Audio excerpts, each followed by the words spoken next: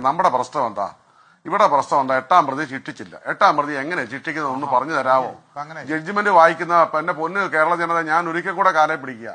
ഈ ചാനലുകാർ നിങ്ങളെ ജഡ്ജിമെന്റ് വായിച്ച് കേൾപ്പിക്കത്തില്ല. ഇവര് നിങ്ങളെല്ലാം പുകമറത്ത് നിർത്തിയിരിക്കുക.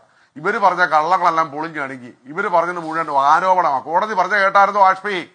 ഈ ആരോപണങ്ങളെ തെളിയിക്കാൻ വെറും ആരോപണങ്ങൾ മാത്രമായി അവശേഷിച്ചു. കോടതി പറയാ നീതി നടക്കട്ടെ, ആകാശം ഇടിഞ്ഞു വീണാലും എന്നാണ് കൊട്ടേഷൻ. അത് 1 by 1 ആയി കോടതി പറഞ്ഞു. അത് വായിക്കാൻ മനസ്സില്ലാതെ നിങ്ങൾ മഴയത്ത് നിർത്തിയിരിക്കുക. ഇപ്പോഴും നിങ്ങൾക്ക് നാണമില്ലെന്ന് ഞാൻ അറിയാതെ ചോദിച്ചു പോകും. ഞാൻ ഈ ജഡ്ജ്മെന്റ് വായിച്ചിട്ട് ദൈവമേ, ഞാൻ സത്യം പറഞ്ഞാൽ ഞാൻ തരിച്ചിരിക്കുക. എട്ടാം പ്രതിക്ക് മേൽ എന്തൊക്കെ ആരോപണം അവർ കൊടുത്തത്? ഈ ആരോപണം 1 by 1 ആയി ഞാൻ പറയട്ടെ. അപ്പൊ പറയാണ് ബാലേന്ദ്രകുമാർ പറഞ്ഞു പൾസത്തൂരി ദിലീപിന്റെ വീട്ടിലിരിപ്പുണ്ടായിരുന്നത്. ആ ഡേറ്റിൽ പൾസത്തൂരി എവിടെയായിരുന്നു? ആ ഒരാഴ്ച മുഴുവൻ ഗോവയിലായിരുന്നു.